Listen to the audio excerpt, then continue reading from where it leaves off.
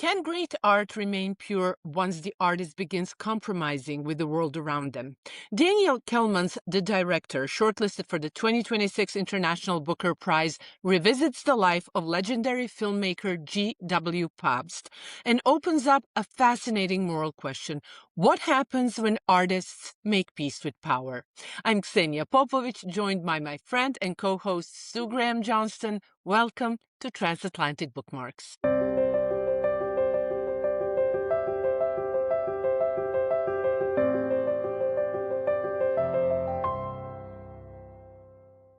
So, Sue, what are you reading this week? Let's start with that before we get into our topic.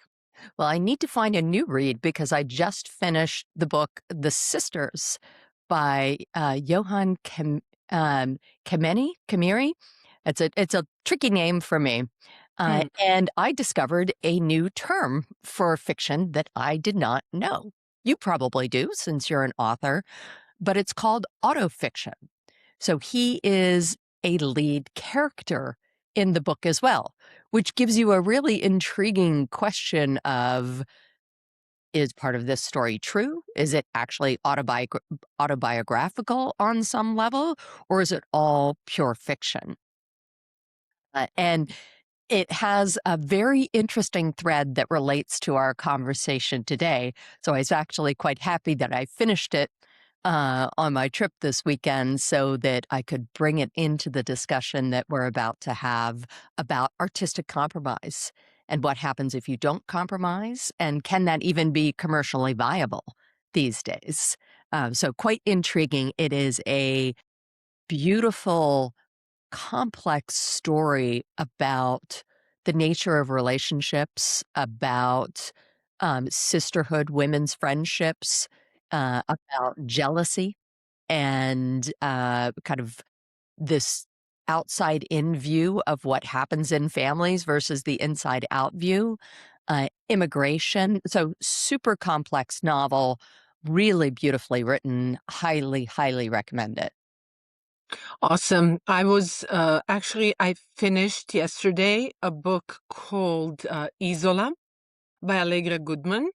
I don't know who recommended it to me. Somebody did. And, well, I have drawn the conclusion that I'm definitely not one for survival stories.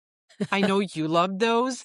I definitely don't love those. If you're writing in first person, and I know it's based on a true story, so I know that you survived, I'm not going to be on the edge of my seat when you go to eat the berries and, check whether the berries are poisonous or they're not poisonous. I know they're going to make you a little sick and you're going to survive. But all jokes aside, it's definitely not my genre, but it's based on the true story of a wealthy French woman. Unfortunately, she lost both her parents when she was very young, and a cousin became her guardian. And this guardian squandered all her money and took her on a boat trip to New France, which was Canada. And basically, she falls in love with somebody on this ride, and the guardian finds out, and he dumps both of them and her nanny on a bare island up somewhere on the coast of Canada.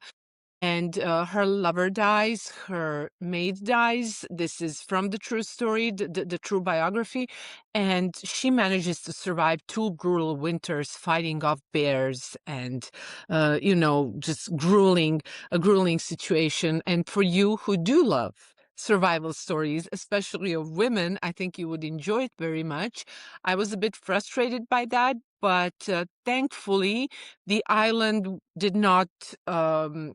It wasn't the whole story. It was just one portion, and you had a lot from before and a lot from after. So it was an interesting read. Not my favorite for sure this year, but that's the one I finished. And now I'm reading the new book by Julian Barnes, Departures. Oh, yeah. It's quite short. I started it this morning. Actually, the audiobook, which he is reading. So that's interesting to me. I've noticed that I struggle a bit when audiobooks are in British English. I have a bit of a harder time understanding them. Interesting. So I can't go, at 1.5 speed. No way. I wouldn't be able to follow. I need to slow it down.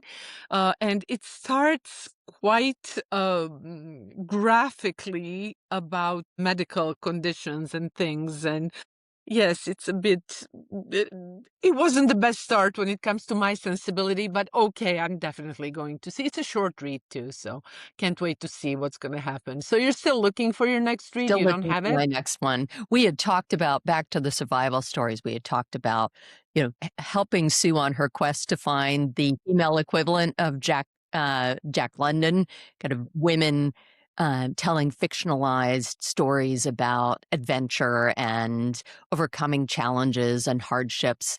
And so Ksenija and I brainstormed a list. So I think my next read will be a pick off of that list to By bring the to our way, next conversation. listener or watcher, do you say watcher, spectator, whatever? The few of you that are there, because we're just starting out, and please do recommend our podcast if you think it's worthwhile. But by the time we get to season 2, Sue is going to learn how to say my name. Work very hard at it. I know you do. I don't know how come, because you guys have the X, so Yeah. you can do X, in like one sitting. But for some reason, when people try to say Ksenia, they separate the K and the S, so they go K, pause, Ksenia, Ksenia.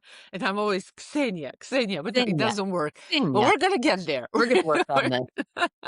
We're going to get there. Well, a book that I would definitely recommend, it's not to everyone's taste, but it's an excellent book. I do not know how it managed to not win the Booker International this year. The book that did win, it was my only DNF this year, which was Nights Are Quiet on Tehran. And I think it might have been chosen because of the political moment, geopolitical moment, or maybe because the jury truly thought that it was worthwhile. But I had a hard time with the style, the way it's narrated. But anyway, the director by Daniel Kehlmann, it's a bit the way it's structured, it goes back and forth in time. Sometimes you feel a little bit lost, but it's a phenomenal read, Sue, because the book deals with, it's inspired by the true story of this great Austrian director, Pabst, so a historical figure, who was a big name in the silent movies. He worked with Greta Garbo. He actually launched Greta Garbo, if I understood correctly, and Louise Brooks, and he was considered an innovator in film. What happens is that as the whole Nazi situation starts to loom its ugly head, he leaves Austria, manages to do that, and manages to get himself to Hollywood. And he was a grand name, so it was understood that he could have a career in Hollywood. However, he gets to do a crappy movie. The producer pushes him into it. Hollywood doesn't forgive him for making this crappy movie. As an artist, he starts to feel forsaken. His ego is bruised, and he decides to return to Austria. We are in the eve of the Holocaust, and he makes this decision because he gets news that his mother is sick. But even when you look at historical sources, it sounds like that was a bit of an excuse. It sounds like, as an artist, he felt that he couldn't do his work in Hollywood, that he was going to be a nobody. He was at full strength, at full inspiration. He wanted to make movies. And he actually goes back to Vienna and to Austria at that time. Gets to meet Goebbels, who makes him an offer he can't refuse. So Goebbels tells him, listen, I don't need you making propaganda movies. I don't need you, saluting Heil Hitler in the movies. I don't need any of that from you. Our goal is to show that Germany has the greatest artists in the world, the greatest thinkers in the world. You have carte blanche to do whatever you want, to shoot any movie you want. You have all the money you want. Just be a great artist. And he accepts. So that's the premise of the book. Now, what I loved about it was that, just to add this, Pabst didn't go on to then justify the Holocaust, to do any propaganda for the regime. He truly went on to make great movies. However, after the Holocaust and after everything happened, he was rejected by Hollywood and by polite society because he was considered an accomplice to the Nazis. And the book is mainly about this movie of his that disappeared, the best thing he ever shot, but also that's just the plot. But the internal struggle is the compromises he makes, the way his moral compass starts to erode as the war progresses and the Holocaust progresses. The compromises you do end up making because you are conscious of what's going on around you and what these people are doing, the same people that are financing you and allowing you to be this director that you always wanted to be. So I propose this topic to you because I kept thinking, from Renaissance to Hollywood studios to authoritarian regimes, artists have always depended on systems that were rarely innocent. So where do we draw the line between survival, ambition, compromise, complicity? Is it a clear line even today in the 21st century in the world of media? It is obviously the Faustian bargain is a great topic for many incredible works of art over the centuries. And so we clearly aren't the first to actually wrestle with this in the modern era. It's a challenging question, and I think quite nuanced, because one of the things we encounter right now is we know a lot about the governments, about the individuals, about the artist, about the context, because of modern media and how fast news travels. And of course, if you wind the clock back 3 or 4 centuries, the people in power were able to control the narrative so much more, and the structures protected them for centuries in a way that the structures don't protect those in power or the wealthy today to quite Mhm. that extent, because regardless of how things are, you can still find independent voices. But I think also if you go back to, say, Michelangelo's time or Leonardo da Vinci, artists like that who were working under the power structures in Italy, there just weren't a lot of alternatives. I mean, the place where art flourished was in the courts. So you could be in the Austrian court, you could be in the French court, you could be in the Italian court or the English court, but really there that was where the great art was being made. And it is interesting to think about, did any of those artists have moral qualms about, let's say murders or wars or how serfs were being treated as part of their artistic infrastructure and just personal assessment? I would say at that point in time, a lot of what was being wrestled with was the role of faith and the moral compass of faith, and less the moral and that certainly was a power structure to contend with at that point in time, different from how it is today. And you do see artists that left the church or joined the church, and that very much coloring their work. More what comes to mind for me more are visual artists. I don't think we read many 16th century novels these days, but that certainly Dante Alighieri, that question about faith is, I think, a big through line in the Renaissance, because that was very heavily questioned at that time, maybe less so than the monarchy and the structure of government. What do you think? Do you think Michelangelo had a crisis of conscience while he was painting the Sistine Chapel? Wonder. I wonder a little bit because, today it's almost a dirty word to say that an artist of any kind, whether it's a pop artist or traditional artist, is aligned with the regime. Mhm. Whether you do or do not like the regime, that feels like lack of independence, of critical thinking, lack of the ability to criticize that very regime. And we obviously all, have our guard up when it comes to something like that.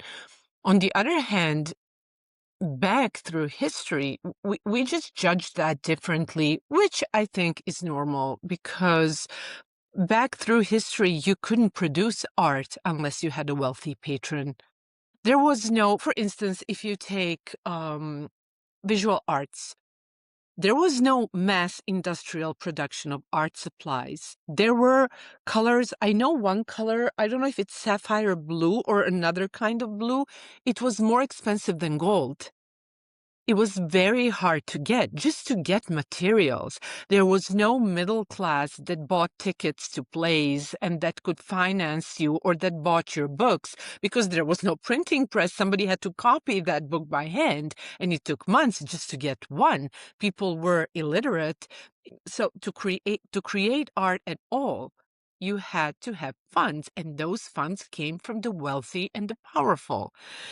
Michelangelo was, well, I mean, all of them had their wealthy patrons, and Michelangelo had the Borgias, the Borgia, or the Medici, I'm sorry, the Medici popes, and at the time of Alessandro Medici, who was a very brutal despot who was murdering people and murdering enemies, and he was terrible. And it's not, control the narrative or not, it's not something that could have escaped Michelangelo, the truth of who his patron and his owner in a way was. So, I do not think that the Medicis were grand humanitarians. Neither was Ludovico Sforza, who was the patron of Leonardo da Vinci. Later, he was the King of France, or I don't know, the Earl of Southampton, later King James I for Shakespeare. Virgil was directly funded by Emperor Augustus. So this is just normal from history. We know Mozart with the Archbishop of Salzburg. So I'm just thinking that Dmitri Shostakovich, Yes. Joseph Stalin, you know? So I do not think that the artists under these names, under these patrons, would have stopped creating just because of how compromised the power was. I think it was maybe taken for granted that that's simply how power works. And you either obeyed or you died, you perished, or you were impoverished, or you were cast aside. And I wonder, I guess the moral question is there a difference between the position of Michelangelo under the Medici or Pabst under Hitler and Goebbels? Is it different, and how is it different? Part of it is we can never re-experience that point in time. So it's very difficult to truly put ourselves in the Renaissance Italy situation and contemplate whether we would have supported Michelangelo or not, given that I am looking forward to reading this book because Pop's situation is quite interesting because to me, looking at your description of the book, he does not appear to be philosophically aligned with the regime. And that creates a tension that I would say, looking at artists today, we really support those artists that we see as dissidents or critics of the Any regime. government, a regime, any kind of government that we perceive as oppressive or controlling or doing terrible things in the world, genocidal things. And so we look for and have sympathy for these dissidents, and you hear less and less about the artists who are complicit with the regime or the artists who aren't quite so compromised. And so part of me wonders, like, does it take that soul torture to actually produce great art? Is that part of where that creative genesis comes from?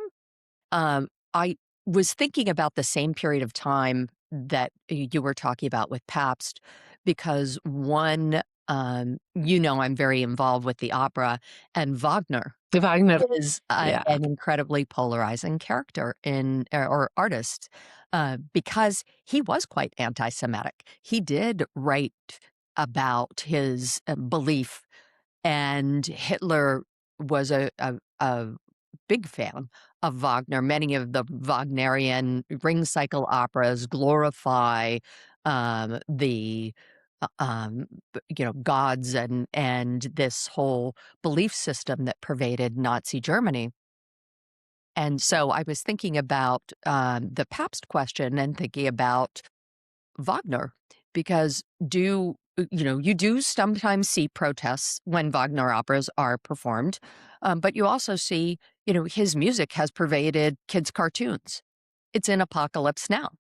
It's been brought into media that we would see as quite neutral, or media that we would even see as potentially criticizing regimes. And so this this fading of knowledge and fading of understanding of the context of the artist is interesting, because it's even happening today.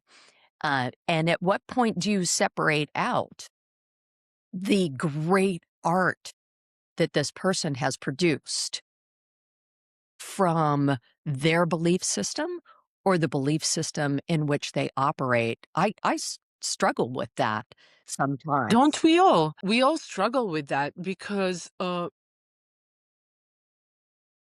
think that like the big question is once those ideas, because maybe the artist agrees with the regime, maybe the artist is politically aligned with whoever is in power and we dislike. And if they are politically aligned, does that disqualify them immediately? And does that disqualify their art? If it's great art, and if their art doesn't deal with the subjects, the political subjects with which the artists might be dealing or expressing opinions in public that we disagree with. There is a huge movement right now to boycott J.K. Rowling because of her stance on the trans community. Now, to me, the dilemma is my kids grew up on Harry Potter and they adore Harry Potter. And when I was in college, I read it for the first time and I loved Harry Potter. And there is not a single anti-trans trope or sentiment within those stories. So the question is, should we be boycotting Harry Potter, or should we separate Harry Potter and just boycott J.K. Rowling as a public figure if we disagree with her opinions? And if we feel that they are toxic, they're damaging to a community. The same thing goes, with Wagner, with Pabst, with Tolstoy, if I remember correctly. Now, I'm not sure if it was Tolstoy or Dostoevsky, but I'm 99.9% sure it was Tolstoy who, in his journals, expressed strongly anti-Semitic views. Mm. Strongly anti-Semitic, but nobody talks about that because it's less known. It's less of a public fact that everybody discusses, because Tolstoy, maybe, I don't know, people don't study his biography as much. They don't read his letters. They don't read his journals, but he expressed these opinions too. So does that make War and Peace or Anna Karenina less worthwhile, or should we separate? And is there a point in history until which we're allowed to separate, and then we say, okay, no, now it's current, so now we should keep the person and the work of art they created as one thing to either boycott or accept? And thinking about communist Russia, you have Boris Pasternak with Dr. Zhivago being forced to turn down the Nobel Prize and couldn't even publish his book in Russia. The book had to be published in Italy. And so, do we elevate Dr. Zhivago because of that protest relative to War and Peace? And that presents a really fascinating dilemma. It And because we might agree with how Pasternak took action. comported himself or how he, yes, yes. So it just feels that sometimes I wonder, do we require more um, moral quality from artists than we do from other professions? The tech bros come to mind, the podcast bros come to mind. How come it's okay for them to have opinions we might disagree with, but we will still consume their content, or we will still use their platforms? But then when it comes to the artist, we are so strict. It's an interesting one because having lived through the arc of the internet here in Silicon Hmm. Valley, the tech bros today are actually quite different than they were in the 90s when they were founding these companies. And that's an interesting one because today's oligarchs were yesterday's revolutionaries.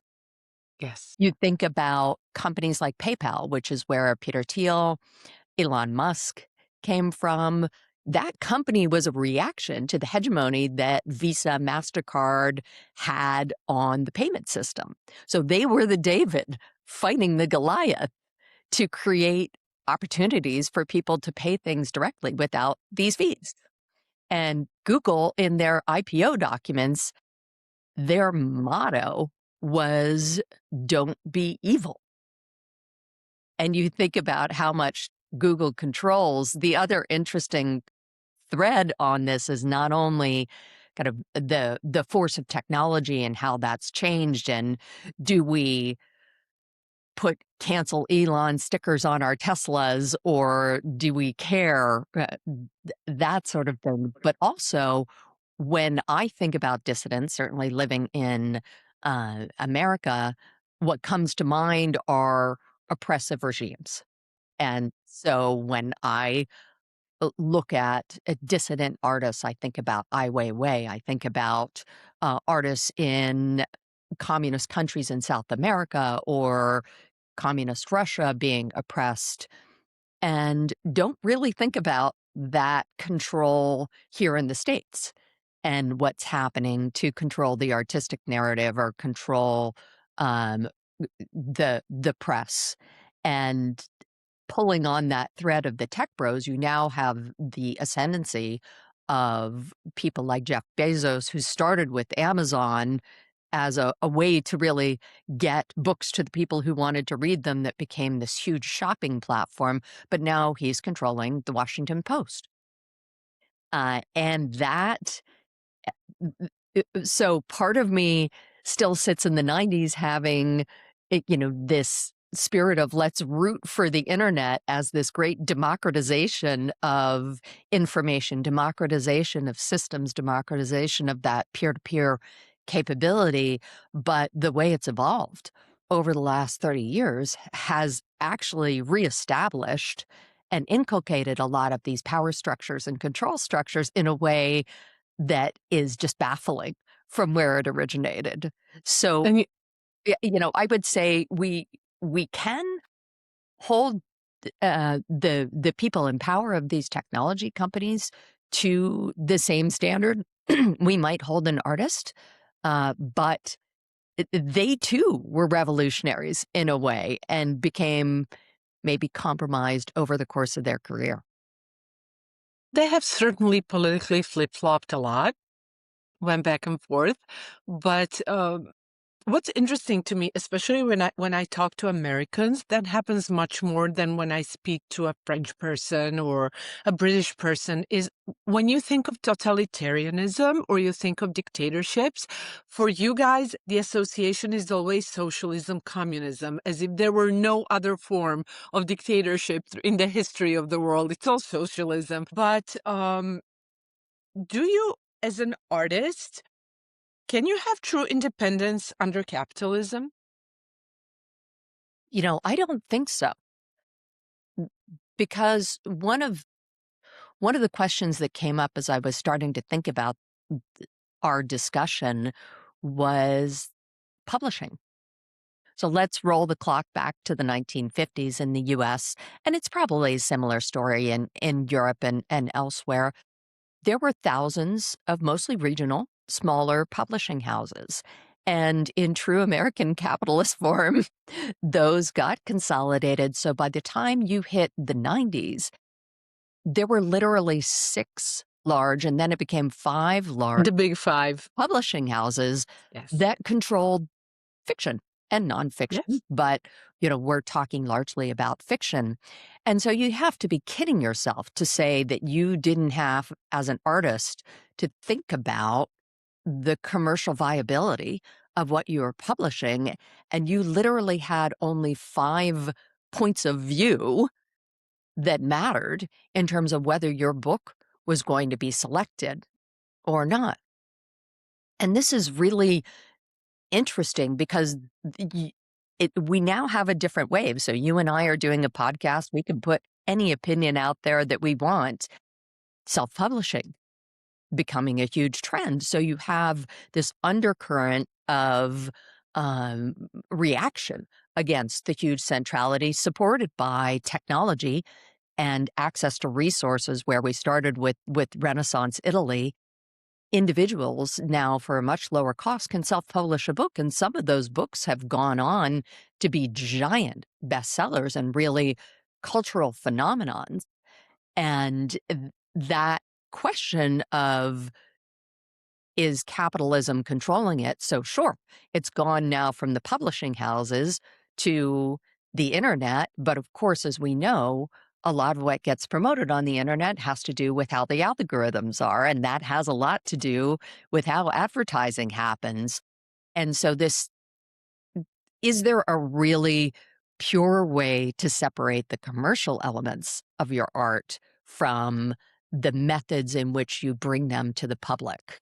What do you think about that? There is a censorship, just as there is one under socialist, communist, and dictatorship rules. There absolutely is. I do not believe you could publish with the big five in New York if you were a pro-Palestinian voice. I am confident that that would be an impossible feat, that you would need to find an independent publisher, or if you published a book that promoted any kind of ideology that mainstream America does not accept. Now, maybe I'm wrong. Maybe there is such a free marketplace of ideas, but it doesn't appear so to me. And moreover, today, to find an agent, you have to have a large following on social media, because you're an investment and they're not going to invest in you if they don't have a return. It's a business. So it's very, very difficult. And many people have decided to self-publish, for instance, because they want the liberty to own their piece of work, to own their book, to be able to distribute it, while many others self-publish because they can never get an agent or a publishing house. And yes, sometimes that's because of the topics that they treat, the ideas that they espouse. But many times it's because they don't have the tools it takes to get an agent and to get published and to get promoted. It's very, very difficult. I remember when I decided to go, my history with agents is a bit convoluted, and maybe one day we'll make a topic and I'll tell you the story. But I remember this thing that they receive hundreds of query letters per day, and they look at them for 3 seconds each. And if it catches their eye in the first 3 seconds, then they might read through it, which doesn't mean they're going to accept you, or they're going to ask for a manuscript, but it's really, like a conveyor belt that you just pass through. It's very, very even demeaning in a way, because often they don't even respond. They don't have the time, but still somebody put in months or years to write a book, and you want a response. But I do not believe that in a capitalist system, when it comes to the arts, you have uh, especially written word or Hollywood. Look at all the artists in Hollywood and great actors that are getting boycotted and that right now and are getting canceled because of their stance on geopolitics.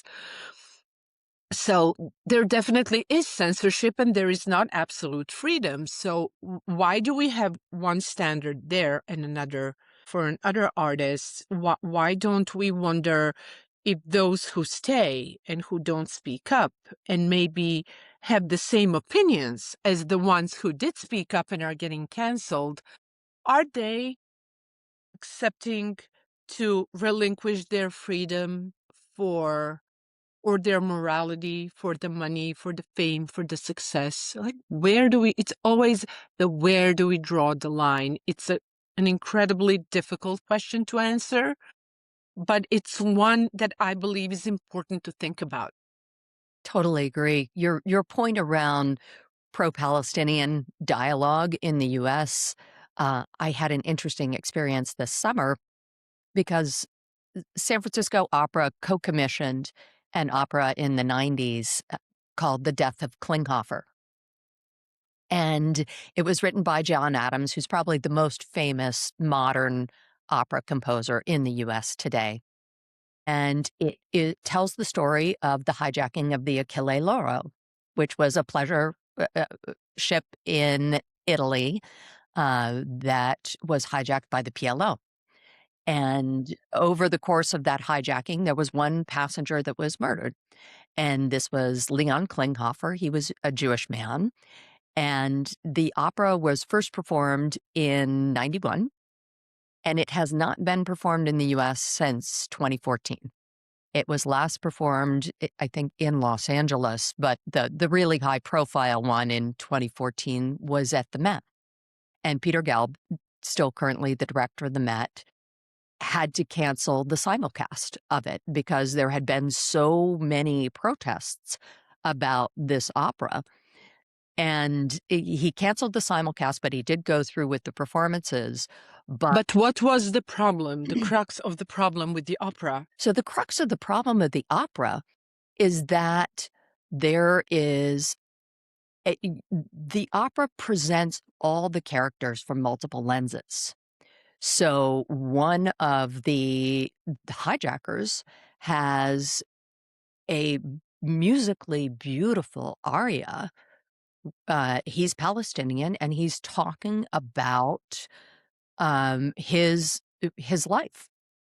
And so this thread of seeing, having empathy for the hijackers in this situation was being perceived as being too sympathetic to the hijackers. And one of the things I love about opera, and I actually got to see this opera in Italy because it was just it was just performed. And I think it's a very relevant opera for today because back to how we were talking about these artists and how they relate to the regimes, we see one point in time. We see the arc of our, in my case, 50 odd years of life and our understanding of the current geopolitical situation. We do not have the millennia of stories that go behind the building of these cultures and the relationship of these cultures to draw from when we're witnessing this art. And I think great art really forces you to think about different ways of interpreting a situation and contextualizes some of these traumas and very difficult questions for us to really ponder. Who is the victim? Who is the aggressor? Is it as clear as the news media might make it out? Is it more nuanced? Should we consider that in how we judge individuals, how we judge situations, how we judge countries, how we judge artists? And even if it is clear cut, is it so bad to hear the other perspective? Why can't we hear it? That's where you lose me. There's a video out on social media today of a girl that is valedictorian of her class, and she's giving the class speech, and she starts speaking about the topic of Palestine and says something, it wasn't even incendiary, and you see the principal running on stage and grabbing her mic and trying to get her off the stage. And we all have been thinking for forever of America as this beacon of free speech. And when you see scenes like these, you wonder, why is this happening? Why can't I hear what this girl has to say? What's happening with the famous marketplace of ideas? Maybe they're terrible ideas, but I thought, in my country, in my society, you do not have unlimited free speech. And I think it's a very small percentage of population that would advocate for unlimited free speech. People here believe that certain pro-Nazi ideas and ultra-right ideas have no place in public discourse. But I often listen to people, to pundits from the United States, especially in independent media, and they advocate for full free speech, which uh, I started looking at it differently from hearing them, because they say we should allow even for terrible ideas to be expressed, because those terrible ideas are then very easy to beat. I'm not sure whether that's true, but whenever there is such a panic to censor something, it makes you want to hear more and want to find out more. Um, and I don't know. I remember, for instance, in the first Trump term, there was a situation where the vice president, Pence, went to Hamilton in New York, and the performance was interrupted by the actors who gave a speech to him.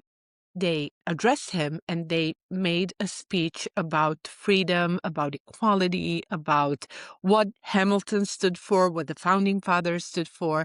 And that sparked a debate online on whether it was their place to do that. So some people felt, as I do, whether I do or do not like what they said, or why they did it, or what was behind it, that the arts are there to talk about what's happening in our society and to have the courage to shed light on how people perceive what is happening. And there is a beautiful expression. I'm probably going to butcher it, but here's the gist of it. If you want to learn what happened, read history. But if you want to learn how it felt to live through that, read the novels from that time. That's beautiful. I would Read what the authors wrote about it.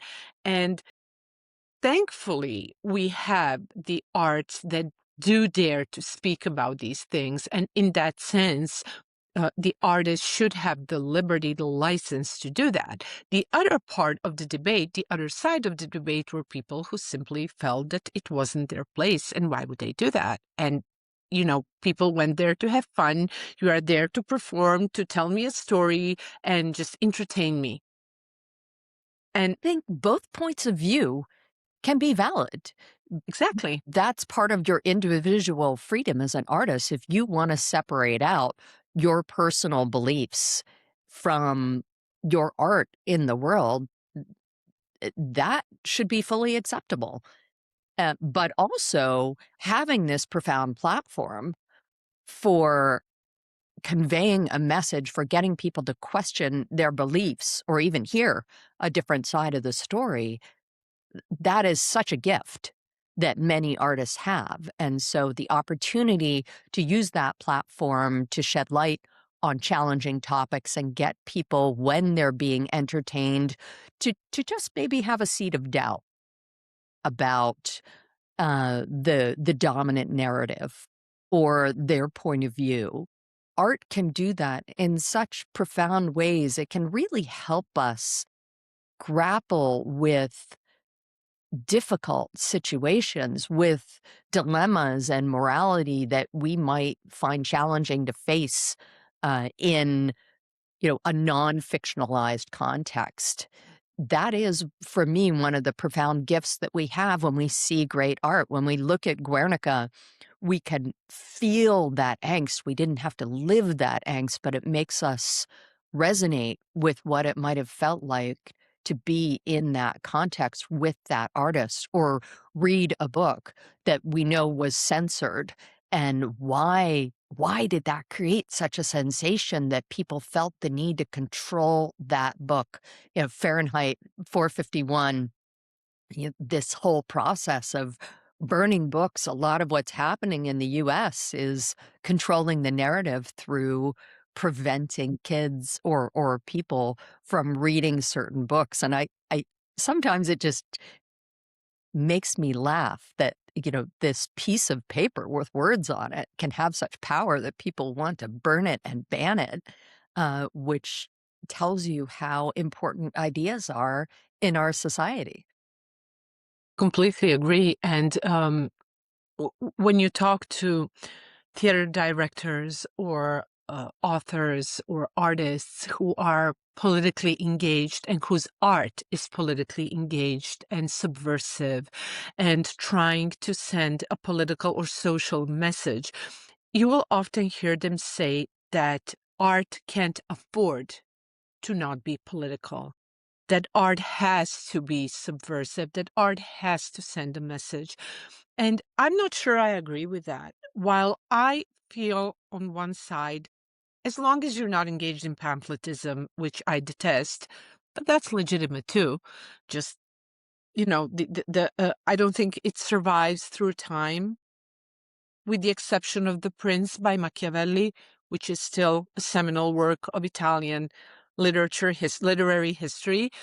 He wrote that for the prince to teach him how to survive, how to gain power, to try to ingratiate himself once again to a source of power so he could survive.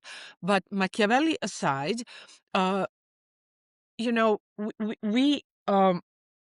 I believe it's perfectly fine to want to create beautiful art, to want to tell stories that are simply stories of a life lived, of family, of love, of loss, of all those human things we go through without going into the political sphere. And I do not accept the idea that that is disqualified as great art because the author didn't feel like they needed to tackle the big topics of today.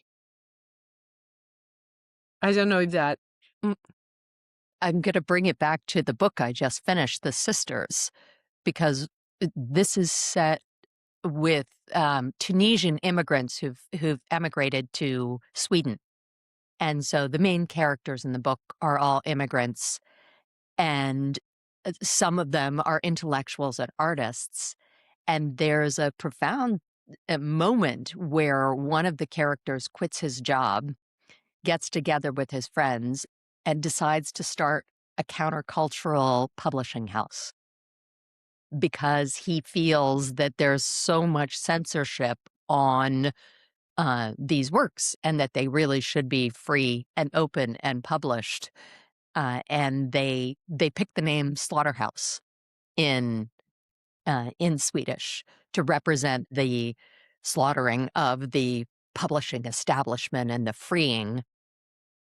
And the book is actually quite interesting in terms of how this underground publishing house then moves forward in the context of the Swedish establishment. So I'm not going to spoil the book by saying that it succeeded or failed or how it played out.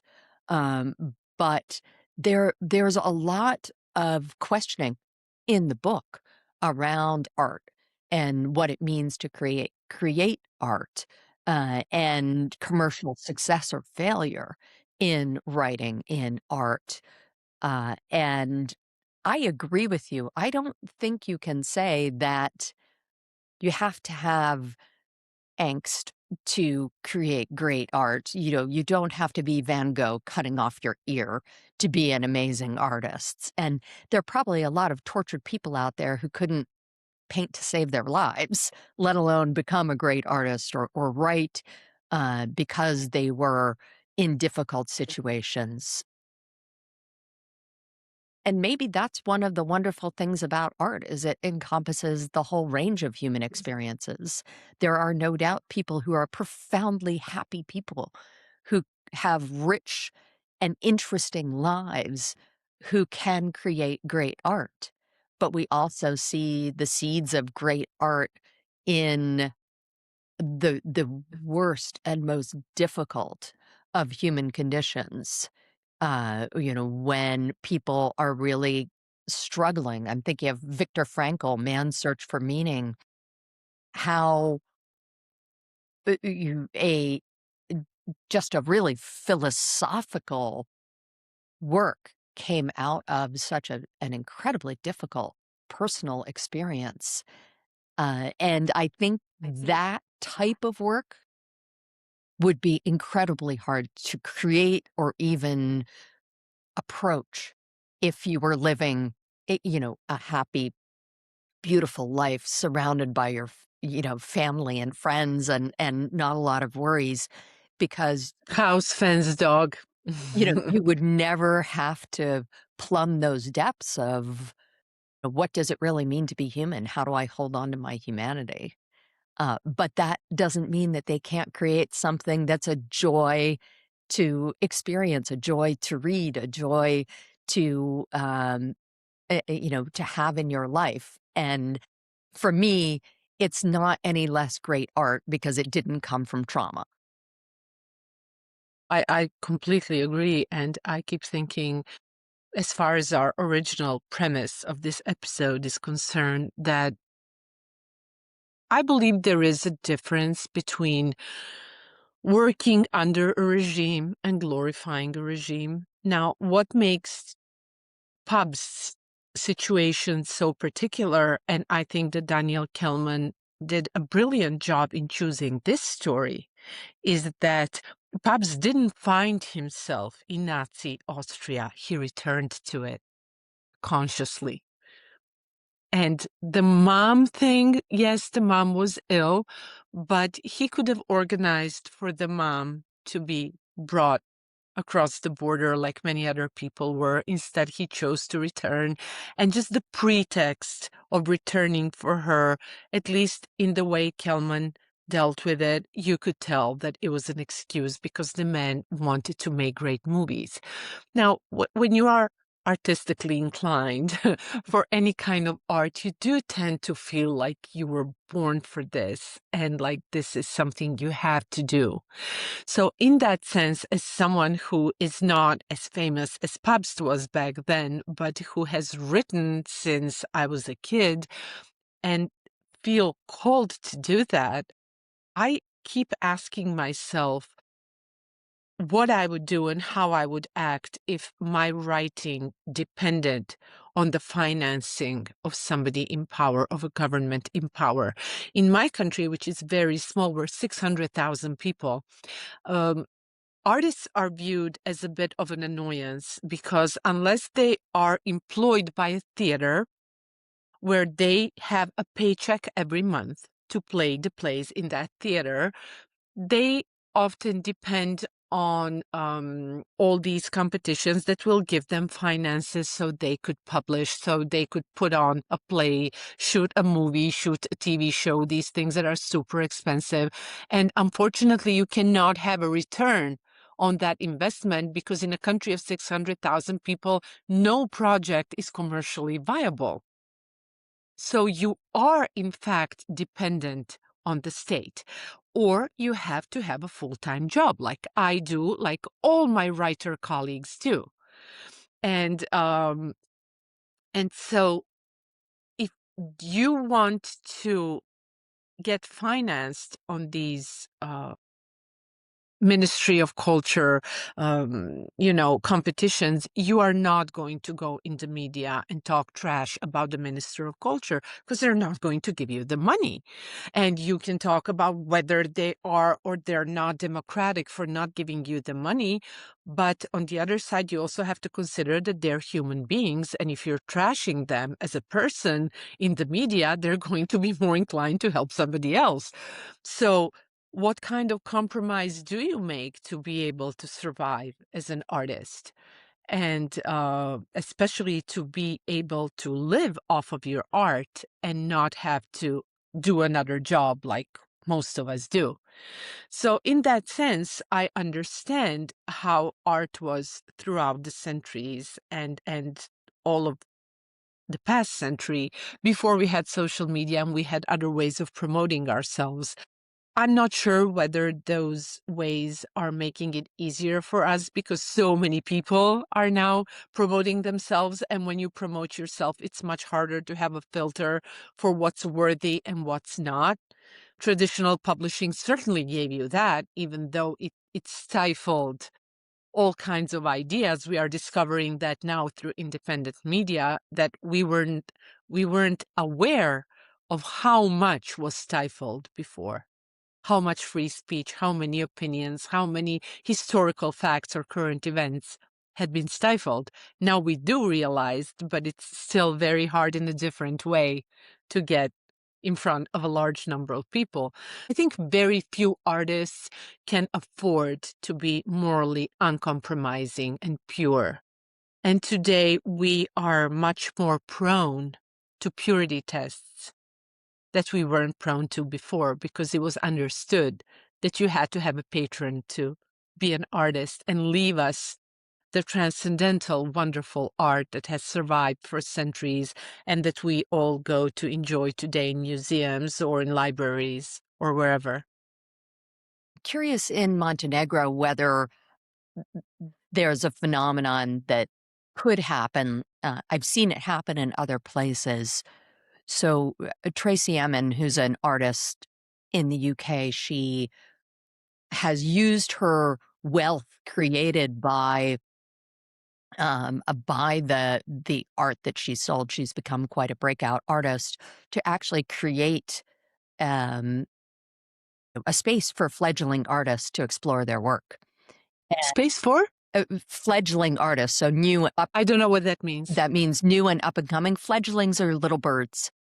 So when birds are very young, you talk to them about them being fledglings. So these um, little creatures that need to be supported to be able to mature because they can't really fly on their own. Mm. And in the US, I know there are some artists as well on the musician side who've achieved that popularity and now help sponsor new artists. So I wonder if we get to the point where the artists that succeed can stay impartial enough and use their success to cultivate an environment for other artists to thrive, where the artists themselves become the patrons and they don't have to rely, the new artists don't have to rely as much on the social structures and the power structures to be able to create their art and produce their art. And you have that empathy, that resonance of having traveled that path as an artist to be able to create that for someone else. I think that's definitely the case, and thank God that exists. But even within that, I believe there is a power structure, and I believe that even there has to be a certain affinity of thought, of opinion, of political position. Otherwise, you do not get to be in that circle. I think that uh, the last few years have, and the rise of independent media, which I have started following, especially from the United States, has greatly opened my eyes to what I said before, how much censorship there was, but it wasn't uh, open censorship. It was more subtle. It was even more diabolical because it was all masked as absolute free speech and marketplace of ideas. It's the third time I'm using this term, but because it's such a significant term, marketplace of ideas. So which ideas are we buying and which ideas are we selling? And is it a free marketplace if we are deplatforming the ideas we do not like? The ideas that make us panic for any reason, the ideas we disagree with. Definitely, It's definitely not free. definitely not. It's definitely not free. Now, the great thing about all the platforms we have today is that I think it's harder to take advantage in a bad way of the art somebody creates to push a political agenda, because now affirmed artists all have a big following on social media and press offices. It's not the way it once was, and they tend to come out and say, no, you do not get to use my music for a video promoting this. No, you do not get to use my art. So they have a voice that they didn't have before that allows them to get directly to the audience without an intermediary. Now, what price they will pay for their insolence, that's a different question. And do But I think they have the ability to express themselves, but do they actually still have the right to their intellectual property? Or through their engagement with a publisher or a recording house, have they now forfeited the right to their own art and sometimes even their own name in finding commercial viability for what they've done? But you're absolutely right in that regardless of whether they can truly have the power to say, "You can't use my piece of music in your rallies," they can say, "I don't support this. This is not aligned with my belief," but there may be consequences to that action. yes, and in that sense, I would conclude by saying that I can't think anymore of anyone who has made it as an artist big time in the history or today without making some kind of Faustian bargain. I'm sure there are, but I'm so inundated by everything that is the news and everything that's happening and all the cancellations and just the way the news cycle is today, that it feels like nobody's free, and that's absolutely not true, but it still feels like it. It's my subjective impression, even though my mind knows that that's not true, and there are artists that are perfectly free to say whatever they want. I think that you're much freer to say whatever you want once you are established, not when you're up and coming. What was the term again for the bird? Fledgling. When you're fledgling. I've never heard of that before, but I think that when you're fledgling, you do make the Faustian bargain that you will not tackle certain subjects and you will not poke your finger in the eyes of these people or those people. And that might be something that doesn't feel like a Faustian bargain at all, because you're not inclined to discuss those things and don't care about those things. So you truly do feel free. But does the fact that you don't have that inclination erase the fact that you wouldn't be able to do that if you wanted to? Does that mean you are free just because, you're not interested in rattling that cage? That's another question to ponder. Absolutely. And are these the things we can really only understand after the fact? Because when we're in it, we sometimes don't even see those cages, let's stick with the bird metaphor, that we're in. It's so ingrained and so part of our consciousness, our morality, our situation, that whether we're doing it consciously or unconsciously, we are reacting and responding to the situation that we're in. So maybe we have to roll the clock forward 50 years, 20 years, and with the benefit of hindsight, maybe as an artist, you see it differently and you say, I had to respond at that point in time, but now I'm more free. Um, Yes, and I think it's easy to moralize about the Holocaust, first of all, because we weren't there. So we don't really know how it felt to be living in that society as a German, as an Austrian, as an artist, as somebody who disagreed. We weren't there. So that's one reason. But the other that I think is more of a point is that the Holocaust was so atrocious. It was so anti-civilizational. It was so disgusting that it's very easy to draw the line in hindsight from today's perspective and say, no, being complicit in this in any way, shape, or form was wrong, period. But what about all the smaller compromises we make when it's not as radical as the Holocaust was? Does that make it morally less reprehensive, or do we still have the responsibility that Pabst had back in his day?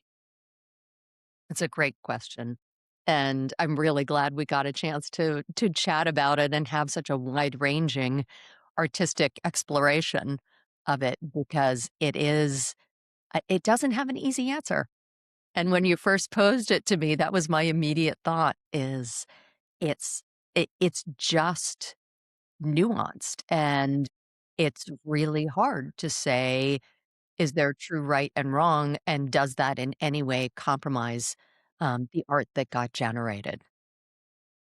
Uh, I was thinking the same thing when I was preparing because I read this book. It's been 2 months and I still can't stop thinking about it. And I don't know the answer to these questions, but I feel it very important to keep talking about them, to keep reflecting on them, because I think it gives us a different perspective on cancel culture, on culture wars, on everything that's happening in social media and the media today when these culture wars are used to divide people into tribes that cannot stand each other and no longer see each other as human. We see each other as like the other side as a caricature, which is so deeply wrong and immoral, in my opinion. I try not to pass too many moral judgments, but that's one on which I have absolute clarity that to divide people this way, it's deeply immoral and is going to be very detrimental to the future of this society and to our children. And on that note, do you have a recommendation for our listeners for a book to read this week? I would say maybe we have to lighten the topic a little bit and pick something entertaining. So um, give me just a sec. I should have thought about my recommendation earlier. While you think about the recommendation, I'm going to go with The Director by Daniel Kehlmann. I think it's a fantastic book, and I think that it gives a lot of food for thought. It's really a worthwhile read, and I think it's one of the best books that have come out last year. It really deserves all the attention it got. And I would love for you to write in the comments to let us know what you thought about it and what you think about the topics that we discussed today that are not easy but need to be talked about. I think I'm going to recommend a book that kind of bridges the question of is an artist truly free with an absolutely beautiful piece of literature, which is Gabriela Garcia Marquez's 100 Years of Solitude. So that was clearly written under an oppressive regime, but also is just an epic, sweeping, beautiful work that I think can show how amazing great art can come out of some of these situations. And you just made me think when you mentioned artistic freedom of a book that if you read it over here in Europe and you say you like it, it's okay. And then we can discuss about how the characters are treated and whether they're too shallow and so on. But if you say to an American that you like it, they're going to cut your head off. And that's The Fountainhead by Ayn Rand. You're not allowed to like that. I love that Do book. not dare like that.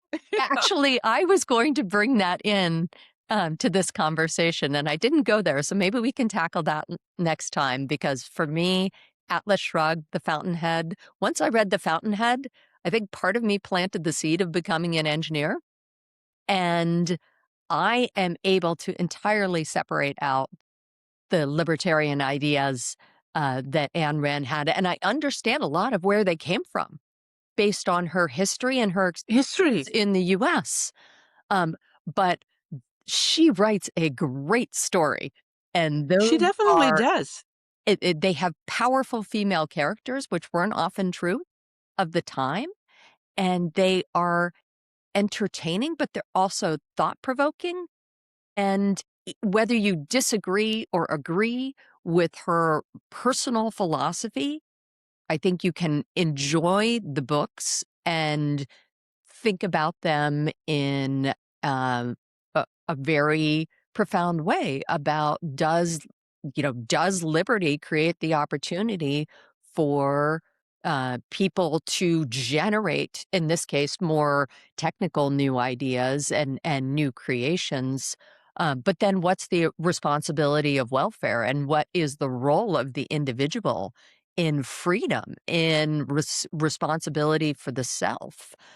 And that is also an argument that's not so cut and dried around do people have truly have their own agency or are there structures that keep them in place? And so can you totally be as free and libertarian as Ayn Rand's books would have you believe? But I love those books too. I didn't read Atlas Shrugged. I read The Fountainhead as a student, and as a student, I had no idea what a libertarian is. I had not heard of that concept, of that philosophy, so it was completely unfamiliar to me. And the topic for me of that book was the idea that when there is presence of pure genius, which you have in Howard Rourke as an architect, he is a genius, you have the gatekeepers of what's acceptable in culture, in the arts, in the world of architecture, in this case. So the gatekeepers of the mainstream that are protecting mediocrity because they do not rise up to the level of the genius of this main character. So to me, this idea of libertarian philosophy or any of that wasn't even on the map when I read this. And I was so surprised to realize that this was a highly controversial book and that I knew nothing about the author when I read it. Yes, the characters were cartoonishly one-sided, and it didn't go into a lot of depth, but it was a fun story, and I remember I was recommending it to people. And then suddenly, when I went online and somebody reacted to it, I realized, oh wait, I'm not supposed to like this. Why am I not supposed to like this? And then it turned out that she had this personal philosophy and all that, which again brings us to the crux of the problem. Are we going to separate? Are the Harry Potter's if you disagree with J.K. Rowling's opinion about trans people, if you disagree with it, then does that mean that the Harry Potter books are not worthwhile? You know, and the same thing goes here. If you disagree, if you don't know who Ayn Rand is and you don't know anything about her philosophy and you just read The Fountainhead, just the book without the background, is it going to be a good book that's going to make you think? And the more people tell me you're not supposed to read this and you're not supposed to like this, the more I'm going to want to read it. In this case, you would win the hearts and minds of many of the tech bros that we were talking about earlier, because they would put themselves in the role of the Howard Works and the role of the Hank Rearden in Atlas Shrugged and say, "I am Mm, the genius, and I'm mm. now being crucified for my contributions to society, and I am literally going to step out and create my own society." So it's fascinating. Maybe next time, well, I doubt you could read Atlas Shrugged between now and the next meeting. It's quite a tome. It's a really thick book and not as breezy a read as The Fountainhead, but her philosophy comes out in that book in a very clear way. But it does still have a great story that underpins the book itself. And There you go. I think it's beautiful that we all get to make the choice about what artists do we support or not support, and that we still do have many of those freedoms to discuss things or disagree with things in both of our countries and both of our societies. Maybe not quite as much as we'd like, but we owe a big debt of gratitude to the artists who challenge those structures and the journalists who show what's happening on the front lines. Without them, we would be a much poorer society. Completely agree. And if you disagree with how Sue views the world or Ksenija views the world or anyone else, let's just talk about it. Let's stop shutting each other up. It would be a wonderful step forward, I think. Excellent. So whether you loved this or hated it, give us a comment, tell us your thoughts, Yes. and And a like particularly and a any subscribe. And do recommend us to your friends because we're brand new. People don't know about us and they need to find out. So if you think our content is worthwhile, your help would be greatly appreciated. Thank you for sticking with us and see you next time.